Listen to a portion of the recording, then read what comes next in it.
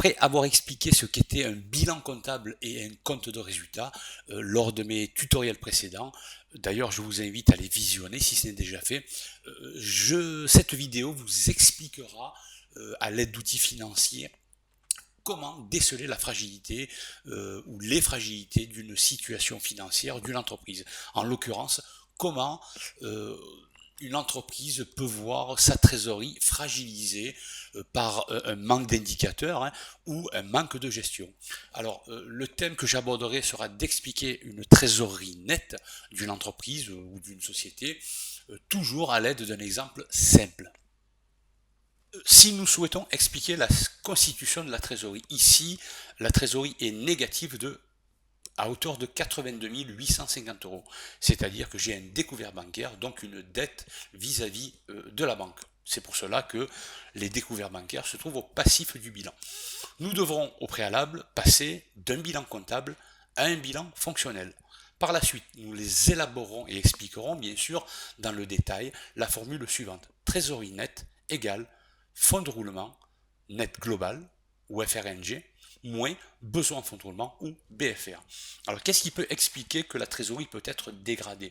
Il y a bien sûr plusieurs raisons. Alors l'une des raisons qui me vient à l'esprit, c'est structurel. En effet, si vous prenez une société industrielle, le temps qu'elle fasse de la recherche et développement, le temps qu'elle transforme ses matières premières en produits finis, le temps qu'elle facture ses clients et le temps qu'elle encaisse, il est fort probable qu'il y ait une longue durée qui peut se passer. Donc à partir de là, en effet, elle peut être structurellement à découvert bancaire.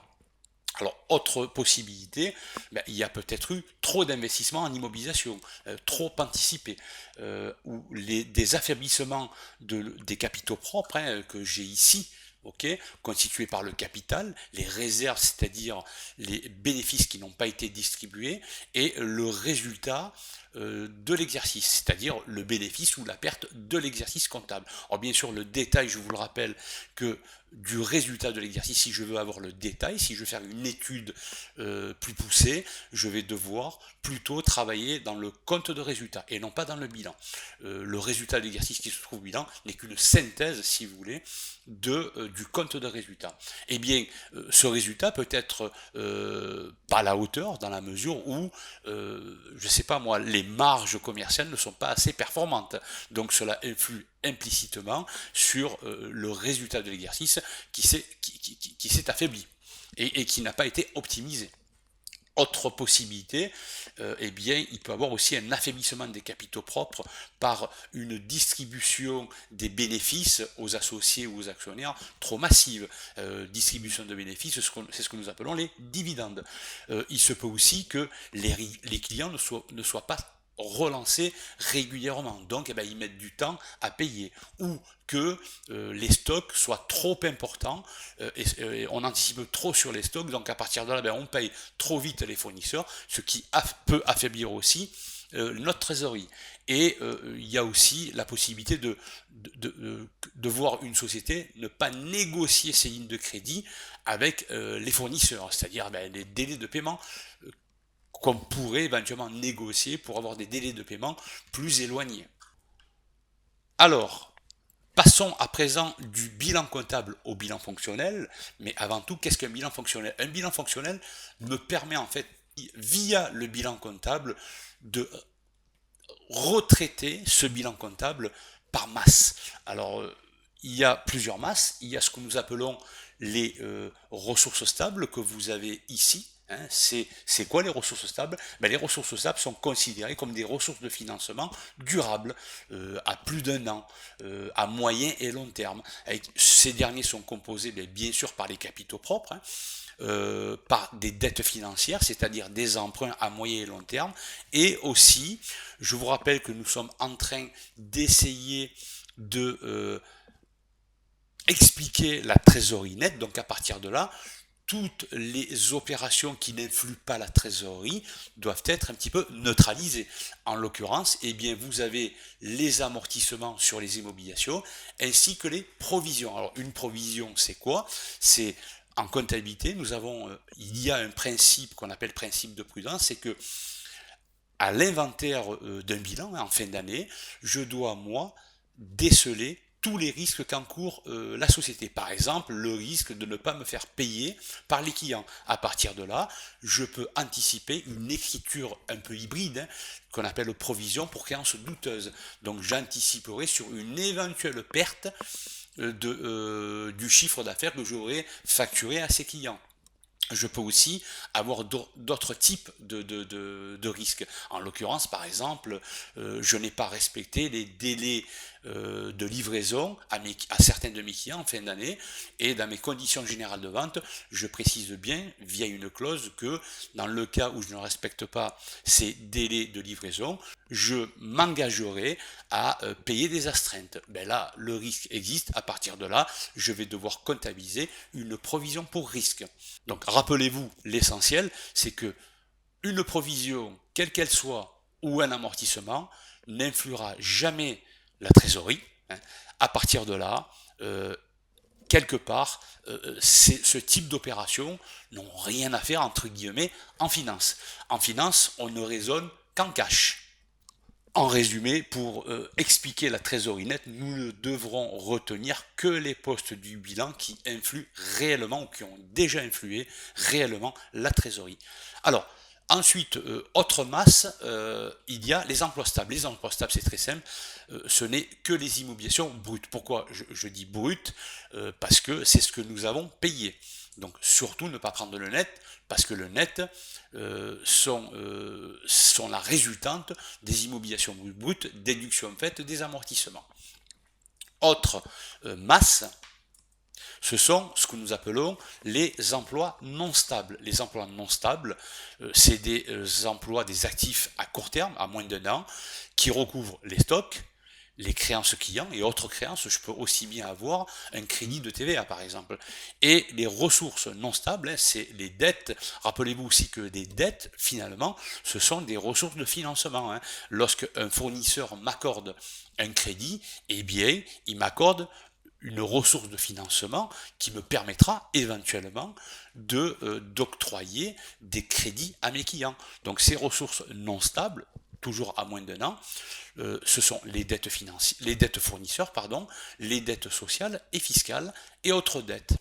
Alors, par la suite, une autre masse, eh bien, c'est comme ça que nous aurons une trésorerie active, c'est-à-dire positive, banque ou VMP, valeur mobilière de placement, ou une trésorerie passive, à savoir un découvert bancaire.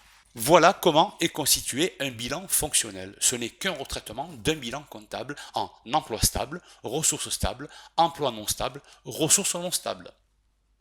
Nous allons voir comment est composé le fonds de roulement net global, ou le fonds de roulement, ainsi que le besoin en fonds de roulement. Le fonds de roulement net global, c'est égal à quoi? C'est égal aux ressources stables, déduction faite des emplois stables. Les ressources stables regroupent les capitaux propres, c'est-à-dire le capital, les réserves, à savoir les bénéfices qui n'ont pas été distribués les années précédentes, et le résultat de l'exercice.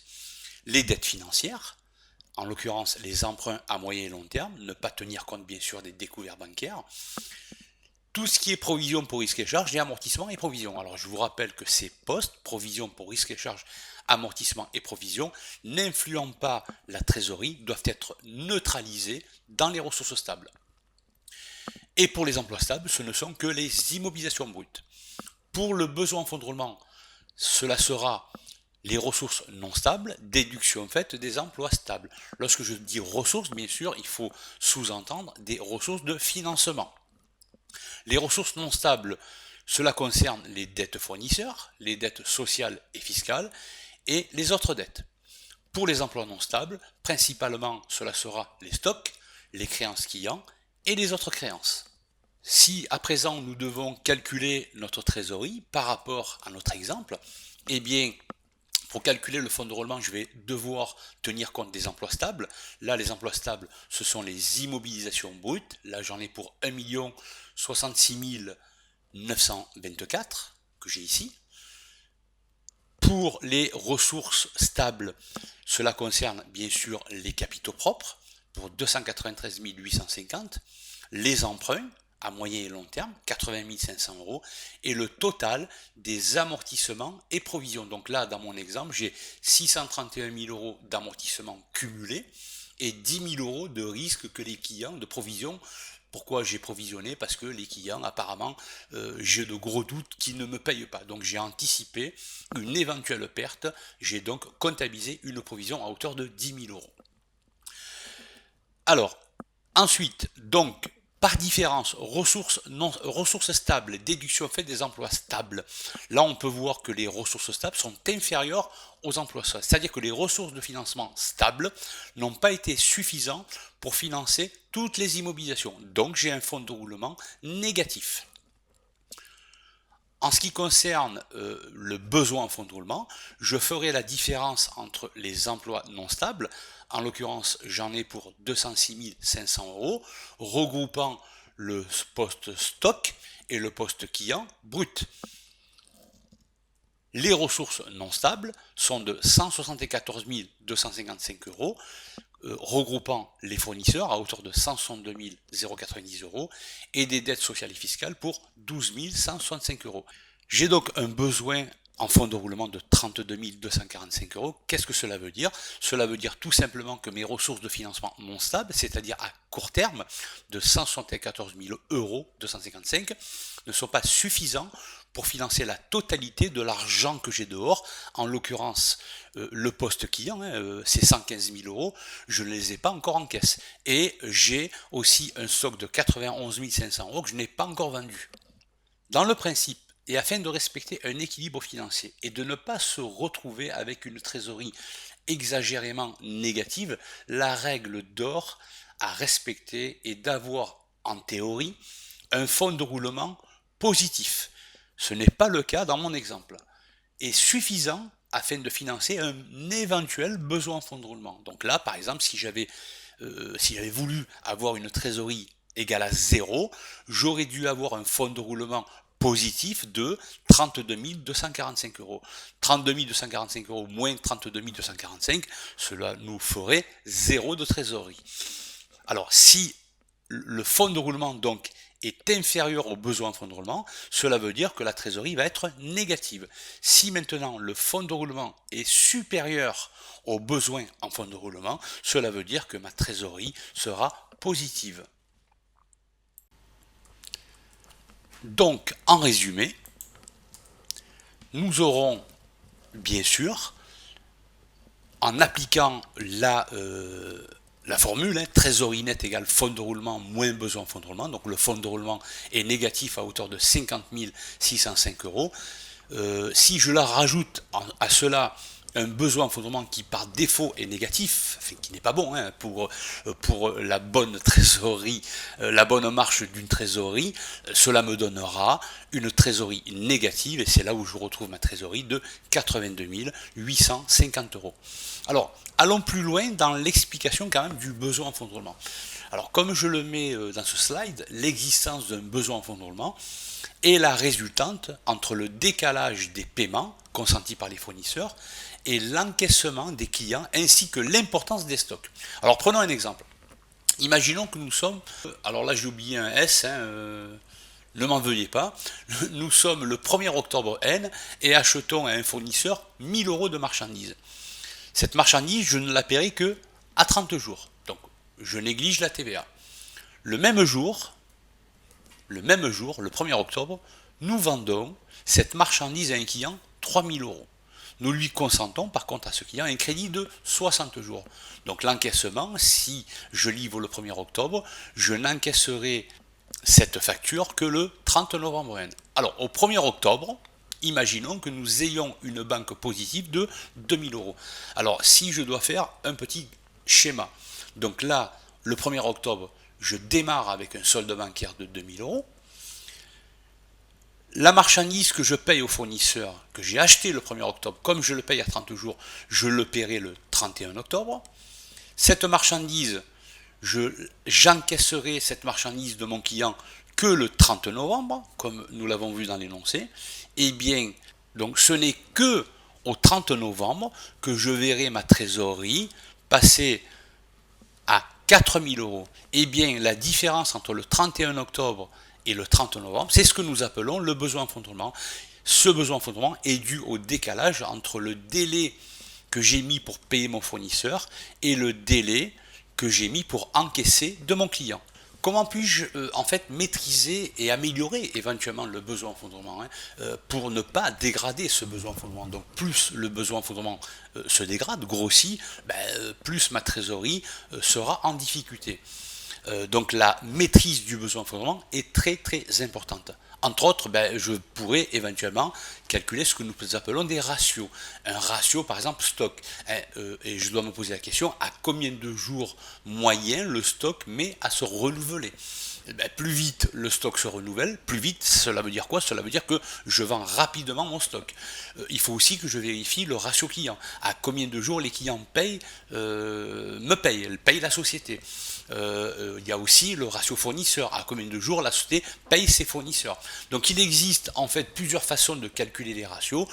Moi je vais retenir pour cette formation, je vais retenir un ratio moyen pour les trois postes. Je vais prendre par exemple pour le ratio stock, je vais prendre au bilan la valeur du stock divisé par le chiffre d'affaires hors taxe multiplié par 360 jours.